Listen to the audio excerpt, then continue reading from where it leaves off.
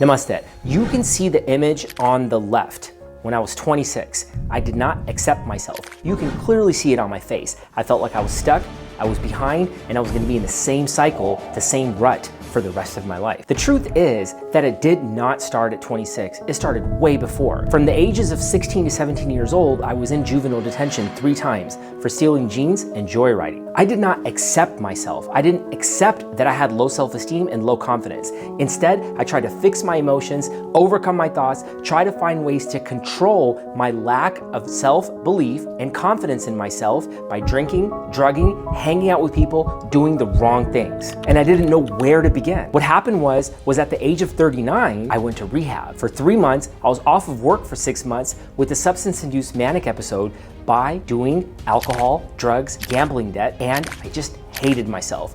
I don't want you to make that same mistake that I did at 26 by not accepting myself. You can see the image on the right. At 45, I'm almost 7 years sober now with a sober date of July 31st, 2018. I no longer drink, I no longer gamble, and I no longer hate myself. And I want to help you get there too. When I was younger, I kept watching motivational content, but nothing ever changed. I never took action. I did not know what to do. I didn't know who to hang out with. I didn't know who to believe. It all sounded great to me, but I just did not know what to do. I felt like I was wasting all of my years and I was stuck in an endless cycle. And yet there was really only one thing I needed. You can look at the image on the left. I weigh 163.4 pounds as of this morning. In that image, I was 220 pounds. What is that? 220 minus 160. That's almost 65 pounds heavier at 26 than I am right now. I told myself I'll fix it tomorrow, but tomorrow never came. As a board certified practicing family doctor, for the last 26 years I've been in the medical field,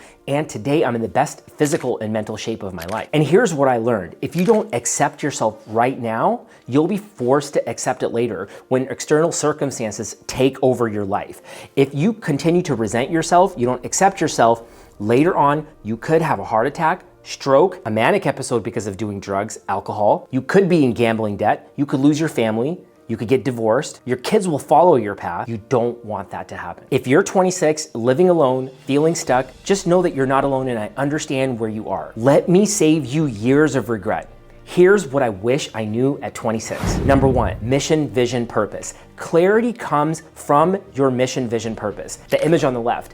At the age of 26, my mission was to drink, drug, eat bad, choose the path of least resistance as often as possible. My vision was that I hoped that everybody would like me. My purpose was to make everybody else happy. People pleasing. I did not like myself. I hated myself. I had low self-esteem. I wish that I had accepted it then. It's not a bad thing, and I'll explain why. Now, you can look at the image on the right. My mission now is to help suffering young adults with mental health problems believe in themselves every second through an evidence-based tool that I've developed called Mind Hygiene, which is a writing process that will help you believe in yourself. My vision is to help others be more compassionate, empathetic to themselves, and live and reside in the clouds of emotional freedom, where you don't have resentments, hatred toward yourself or anybody else. And the money that I make from YouTube ad revenue, from sponsorships, from book sales, and from where I work, I will donate 20% to mental health foundations. That's my vision. My purpose is to serve my mom's life. She was schizophrenic, institutionalized for 27 years with schizophrenia. 16 years Buzz lockdown, 9 years step down. She died 4 years ago. My brother died almost 6 years ago from methamphetamine and alcohol misuse at the age of 48. I want to let people know that his life is not in vain. I almost died from alcohol and drugs. I almost lost my job, my career. I was in debt, almost filed for bankruptcy. That is another higher purpose. My dad had narcissistic personality disorder. I want people to inspire from his life. I don't want people to think that we're stupid. Now the mission, vision, purpose is very different. I have a greater purpose, and the people that I communicate with all are purpose driven. That was not my mission when I was 26. If you're 26 living alone, it's still not too late. A study from the Harvard Business Review found that individuals who have a clearly defined purpose in life are not only more successful, but significantly happier. Imagine, you have this dad, 27 years old, 32 years old, 38 years old, who has a higher purpose to serve his children, and that makes them happier. But what if you don't have kids? What if you're like me? You've lived alone most of your life. What do you do then? People with a sense of purpose live longer. They are less likely to have depression and anxiety. They're 42% more likely to achieve their goals. If you feel lost, you're stuck, you have a cycle of bad habits, and you feel like you're lost, that's because you are. And if you don't hurry up and you don't catch up to your next best version, you're gonna fall behind. Don't say to yourself that you've been doing everything wrong. You just haven't found the right way. Don't tell yourself that you've been stuck in bad habits for years. I have a disorder. It's my ADD. It's my anxiety. Don't identify with that. That's the biggest problem as doctors that we do to patients. We tell you you have a disorder. Here's a medication. This could solve your problem, but could give you more problems. I know because I've taken medications for years and they've caused me a lot of problems. Now, I'm not saying people don't need medications, but I'm saying that there's a different way.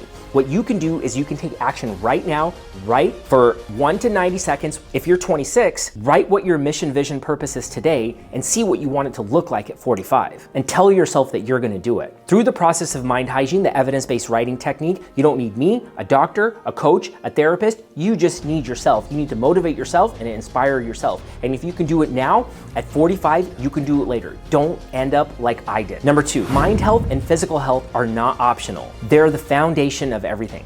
Imagine me at 17 in juvenile detention, mindless behavior, just trying to please others. At 21, it continued. The worst part is that I got 7 scholarships into medical school and my overconfidence overshadowed my low self-esteem because I'm a doctor now. Well, what happened was that my mind health was failing me because I didn't accept who I was. Now that mindless behavior was a defense mechanism at the time. I'm not mad at it. I'm just saying I wish I understood it better. At 26, I'm overweight, drinking alcohol, smoking cigarettes, doing things that don't align with my values. At 31, I'm overweight, drinking even more, just had finished residency, but utterly hating myself, and I did not have the drug of medical school. At 37, I was drinking excessively, marijuana, started doing cocaine, and I'm in gambling debt.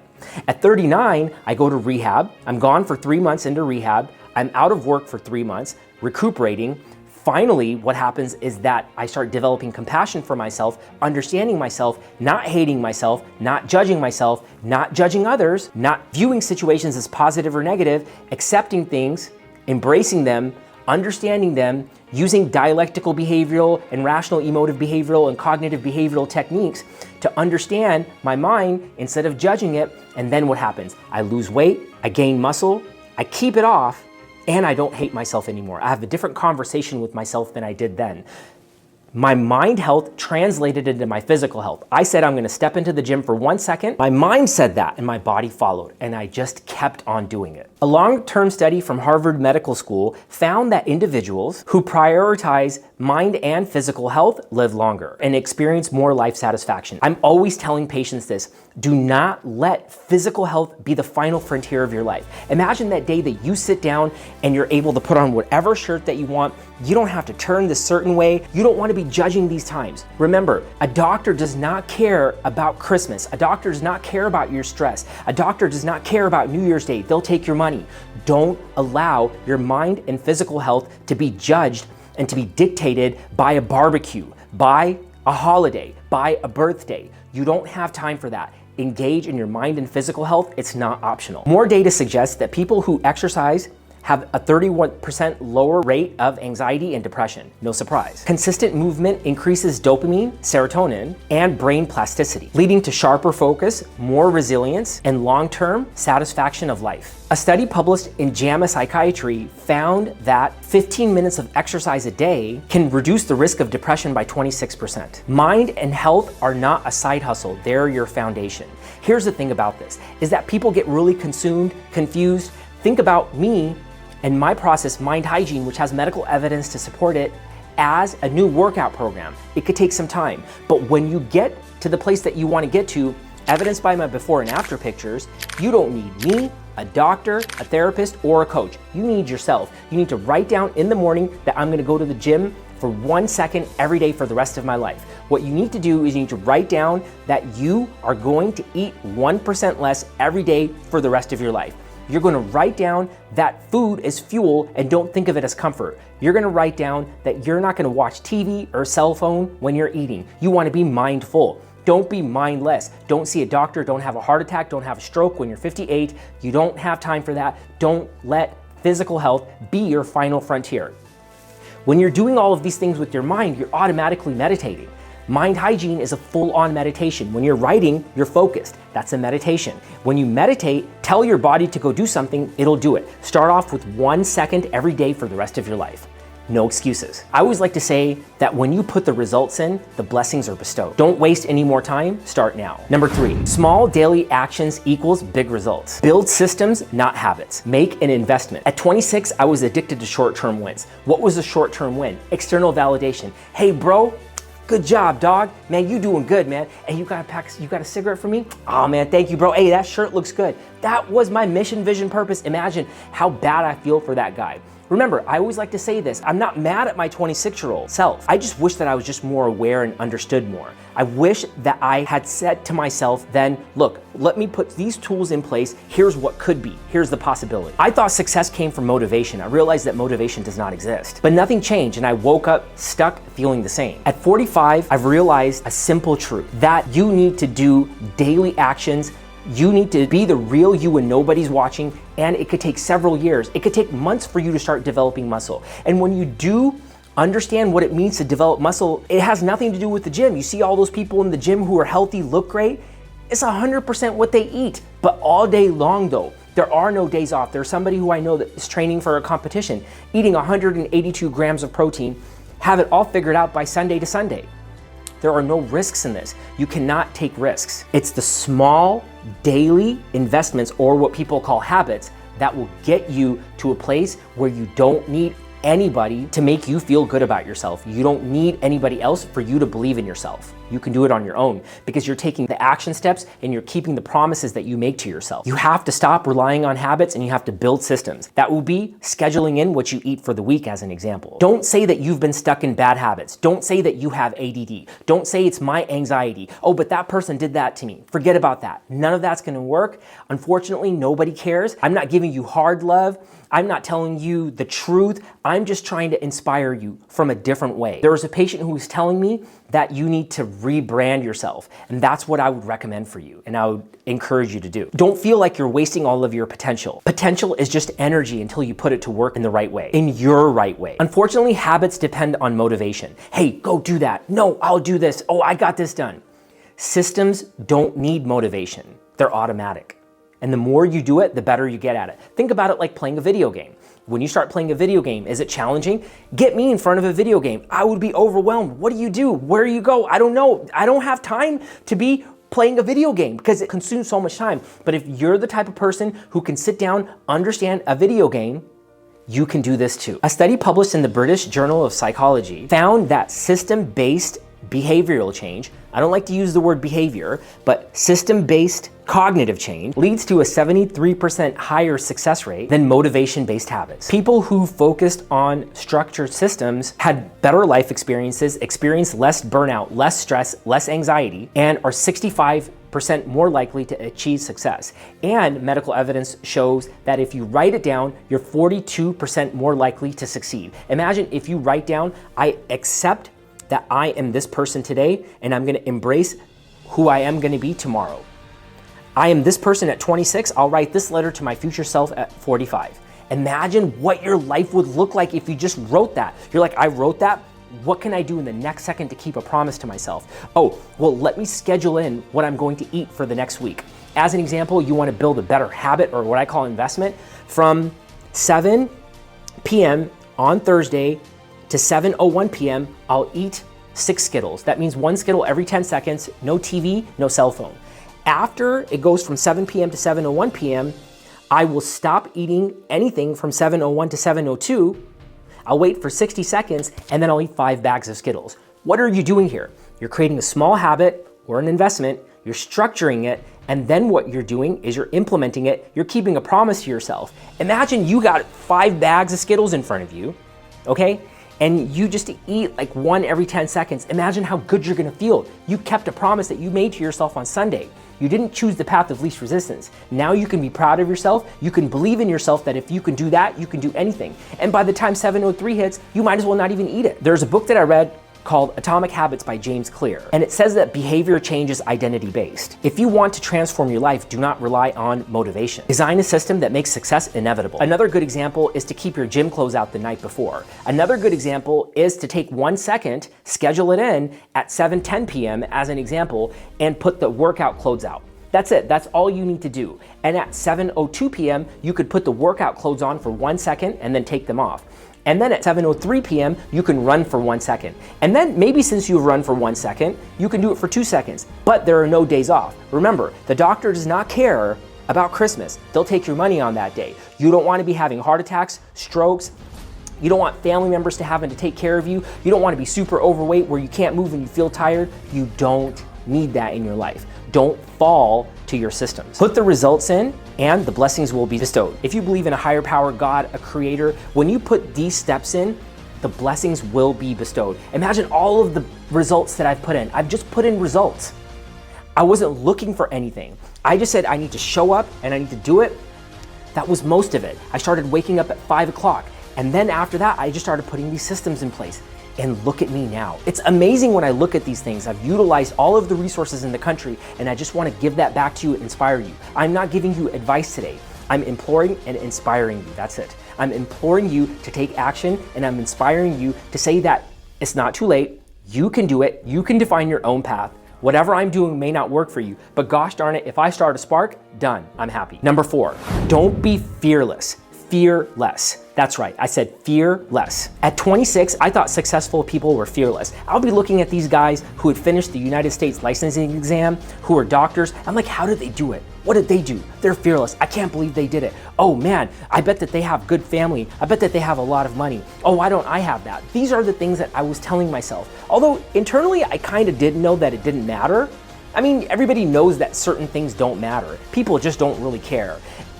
The one thing that I did love about myself then is if I said, if that person can do it, I can too. I have videos with 0 views, 10 views, 48 views, but if that person can do it, let me just follow what they did and I can do it as well. I don't want to be fearless though. At 45, I'm not fearless, I just fear less. Why is that? Because I've developed one of the best career capital tools I can ever have is courage. I've done all kinds of things alone, traveled all over the world alone. I've lived alone most of my life, med school, residency, and even now. Well, I do have my pets right here. I don't want to turn the camera around. It took me a long time to get this perfect setting. Domestic short hair Spokey. And here is my Havanese Yorkie, Suarna. Persian kitty, Ajay. Hey, kitty man, there's a kitty. And then what happens is at 39, I hit rock bottom. I let fear control my life. I didn't have courage at the time. Hit rock bottom, alcohol, drugs, marijuana, gambling debt, and then I'm in rehab. But now I fear less. It's not like I'm fearless. I'm still scared of a lot of things, but I have enough tools in place to understand what to do. And I know I have the courage and the resilience to understand it and honor it, not overcome fear. I don't overcome fear. I don't fight fear. I definitely do not conquer fear. I understand it, I embrace it, and I love it, and I see what I can do about it. People tell me I want to change and I just don't know where to start. Start now, don't be fearless, fear less, develop courage. It's one of the best career capital tools you can ever have. I need to keep waiting till the right moment is what I hear too. That's a myth. There is no right moment ever. There's no perfect time, there's only wasted time. I feel stuck and I feel afraid to make mistakes. I don't like this word failure. I feel that failure is just another way that just did not work. I feel that if you don't fail, you won't understand. I was broke when I was younger. Now I understand what it means to have money. I was overweight. I know what it feels like to be overweight. I know what it takes to be where I am. I can't eat. I rarely eat anything. You have to understand that. I'm eating like 150 grams of protein. I'm working out all the time, but this is what it takes for me to feel good.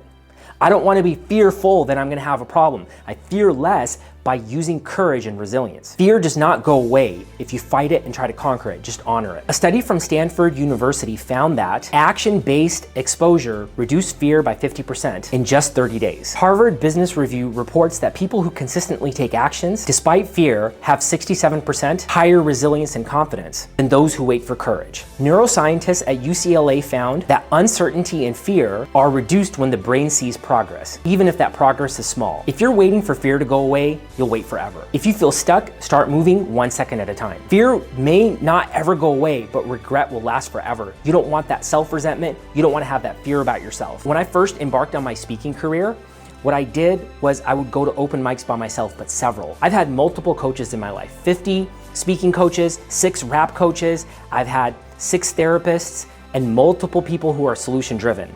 With that said, what I did was I would slowly put on my shirt, I would put on a hat, I would put on my shoes, and then I would say, let me take one step. And then I would open the car door, and then I would say, let me just drive. And then I would say, let me go to the stoplight. And then I would say, let me sign up. And then I would say, let me just walk on stage. And then I would say, let me just stand on stage. I just got here. And then I would deliver a speech and rap. But I did it so many times by myself. And I did not fear less, I just took one step at a time, literally. I was like, I just need to take this next action step. I love myself because I did that. Each time I took an action step, I love myself is what I said. There was a patient, overweight, going to the gym and just sitting there in the parking lot. Imagine how much courage that must have taken. And then after that, I said, why don't you just walk up to the gym, touch the door, and then leave. Then after that, go back to your car. Then go back inside and then leave. And then go to a machine, sit down inside, and then leave. There's a lot of courage behind that. And those develop and increase your resilience and consistency over time. And then those behaviors become automatic. Then you don't have to worry about it. But you gotta put the second for second in first. And you gotta take action every single day. There are no days off. If you're waiting for fear to go away or somebody's gonna come help you, it's not gonna work. You'll be the same forever. You'll be stuck just like this. Fear will always be there. But if you fear less, accept and embrace it, the hits will be less. You'll feel a lot better. You'll be able to do more. Fear is temporary, but regret is permanent. Number 5, if they can do it, so can you. At 26, I thought that these motivational were ahead of me. For example, like even in residency or as doctors that were practicing, they had some advantage in their life, that they were more privileged. I've been right there where you are if you feel the same way. And at 45 now, I've met these people. There's not some magic advantage. Talent will get you nowhere. You have to work hard. I like to always talk about Michael Jordan in this example, is that he says that he ruined the game of basketball. And what you mean by this is that people think that it just happened to him. People think that he was just like that. Do you know the amount of work he was putting in? If you want to feel good all the time, get to the NBA Finals, he's sitting down there happy, drinking, maybe smoking a cigar, and then the next day he's dribbling a basketball. If he can do that, you can too. If you show up all the time, whatever you're doing, you will accomplish whatever you want. It may not be tonight, but it will happen. The biggest difference between people like Michael Jordan, who was cut from his basketball team, is that he believed in himself. And behind the scenes, when the real you is hanging out and nobody's watching you, he put the work in. And if you feel like you'll never catch up to other people, you don't want to. You just need to start. Don't think that other people had it easier. They had it harder. You can look at the data. I think that Michael Jordan may have missed more game-winning shots than he actually made. If you look at a batting average of 300, that's a great batting average. That means they're failing 70% of the time. What they're doing is they're putting in the daily work. The people who are in the gym that look good are eating right all the time. There are no days off. That doesn't mean you need to eat healthy all the time. I'm saying that you have to engage your mind, your body all the time. Don't think that success is not available for you. It is. You just have to find the right people who are looking for solutions. Don't complain. Don't talk to people that blame and have a victim mindset. The difference is not talent, it's belief and consistency. There are genetic advantages. I'm not going to disagree with that. But if there's a guy who can dunk the basketball, you can still beat them. How? By consistency. Small daily actions. If somebody else can beat that person, you can too. You may have to develop a different skill set though. You may have to dribble from the baseline, do a Euro step, and then shoot the ball. And you may have to practice that 10,000 times. And then you can beat that person who is dunking. A study from the University of Pennsylvania found that people who actively work on self-belief are 43% more likely to achieve their goals than those who rely on external validation. The Journal of Applied Psychology states that individuals with strong self-efficacy increase their performance by 35% by simply believing that they can improve. The mind follows what it believes. If you believe in yourself, you believe in your limitations, you believe in what you're not good at, and you write it down over and over again, and reprocess some of these memories, you don't have resentments, you feel better about yourself, then you can believe in yourself. If you believe that you cannot do something, you say you can't, won't, don't, it's too hard, it's too difficult, those self-limiting beliefs is who you are. If you say you can do it and I will believe in my limitations, I'll write it down, I'll find the people who are solution driven, that's the next best step you can take. And remember, this process can take years. I've been working out for almost 15 years, but I've just recently got into the best shape of my life because I stopped eating carbs, I stopped eating sugar, and I've been eating high protein. But I don't take any days off of this because I know I am scared. Now you're hearing the word scared. I'm scared that I'm going to be that same person again. I would rather put some intense action in right now all the time than be that person I was 2 months ago. Don't do this to yourself. You can invest in yourself right now. Don't call it change, call it an investment. Don't call it discipline, call it an investment. Don't call it sacrifice, call it an investment. If this video resonated with you, please subscribe, hit the notification bell, drop a 90-second inspirational coaching gem, or what people call comments. Tell them what your mission, vision, purpose is. Tell them what small daily investments that you're making to be the next best version of yourself. Tell them what courage steps are you taking to believe in yourself today. What are you telling about yourself? Have that conversation. We're all here together in this.